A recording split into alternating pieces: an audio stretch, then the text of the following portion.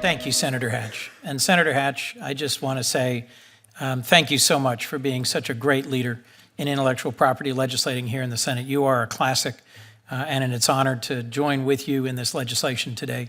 As someone who is himself a songwriter, I think we needed your leadership to pull this resolution together and to move this forward today. To Chairman Grassley, to Senator Feinstein, to Senator Whitehouse, to Senator Kennedy, it's been an honor to play a small part in trying to move forward this very complex piece of legislation, as the entire panel has just detailed. This is a very complex area. For most of us, music is an absolutely magical part of our lives. Smokey, as I was studying for the bar, there was a little old tape in my little old Honda that I listened to every day on my way to study for the bar that had some of your most beautiful classic songs on it. That inspired me and kept me going and lifted me up. I know Dionne Warwick's also been with us today. We've also had folks from the Supremes with us. Those Motown hits were literally the soundtrack of my life, and they inspired me and lifted me up. The day we get to say, I love you back and forth with Smokey Robinson in a Judiciary Committee hearing is a very good day. Or the day we ever say that at all in anything. I'll also say that when digital services came out, like Spotify and Pandora, and the opportunity to download and to stream music, that seemed magical as well. And when I first became a senator 8 years ago, I started taking meetings with songwriters, with singers, with music publishers, with sound engineers, with folks from the digital and the innovation communities, and realized that these things were just really badly misaligned, that there was a thicket of issues around these badly outdated consent decrees, and that the laws in this area were incredibly complex, and that, as you just pointedly shared with us, that the folks who were losing were the creative community, that the songwriters and the singers were really not getting compensated fairly, and that there wasn't any path towards resolution. I think we should just take a moment, Senator Hatch and other members of this panel, and recognize that we have right in front of us a chance for the Senate to solve a long-standing problem. It is not a perfect solution. It does not address every question or issue, but it moves this forward. I'll focus for a moment, if I could, on the Classics Act. I first introduced it with Senator Kennedy. It was our first bill together as a standalone bill, because I was particularly concerned about fixing a loophole in federal law that has kept artists on pre-72 sound recordings from receiving royalties when their music is enjoyed. I think, Smokey, you said 50,000 times a day. Your recordings are being enjoyed on digital platforms, but without your being compensated for it. Some of your biggest hits are pre-72, as you've said. I second that emotion. Is a song so powerful it's playing in my head even as we're talking right now. Could you start for us, Mr. Robinson, by just saying what would the passage of the Classics Act mean for pre-72 artists, and what would you say to those who say this bill is just a boondoggle to record labels and doesn't help artists? Well, it would mean a great deal, because you're talking about people who were writing and producing and doing musical things before 1972, which means now they're up in age.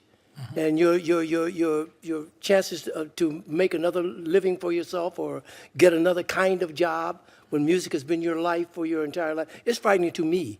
You know what I mean? Because here it is. What if I want to retire? What if I don't want to perform anymore? Mm-hmm. What if I feel like, well, I don't want to perform now?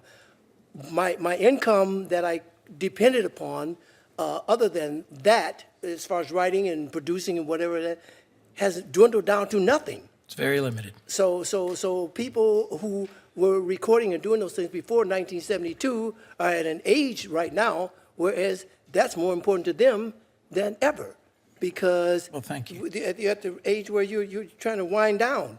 So that's very important.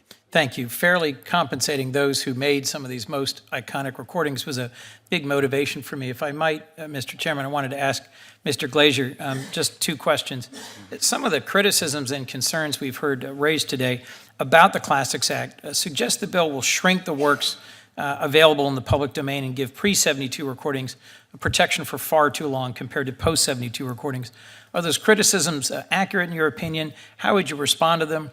And how would you suggest that we not let the perfect be the enemy of the good in this particular legislative resolution? Thanks. They're absolutely not accurate. Congress decided what the term of pre-72 sound recordings would be in 1976 and then again in 1998. There were many groups who didn't like the term that Congress decided, and they challenged it, and they took it to court in the Eldred case, and the court upheld what Congress decided. And Classics doesn't change what Congress decided. The term was set a long, long time ago.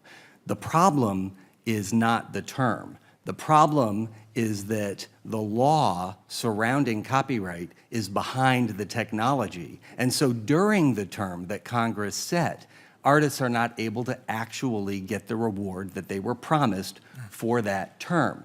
And there are some who never liked that term, who want to use the fact that artists need to be paid as leverage to have a redo and to retroactively try to shorten the term and to send things into the public domain early before the Congress said they would be thrown into the public domain. The great thing about this bill is that it does something that hasn't been done before. It applies all of the exceptions and limitations that don't necessarily apply in that term in the states right now, and it applies it to digital performances. Archives, library exceptions, lack of liability, all of those fair use, all of those things that are uncertain. So it's a win-win-win.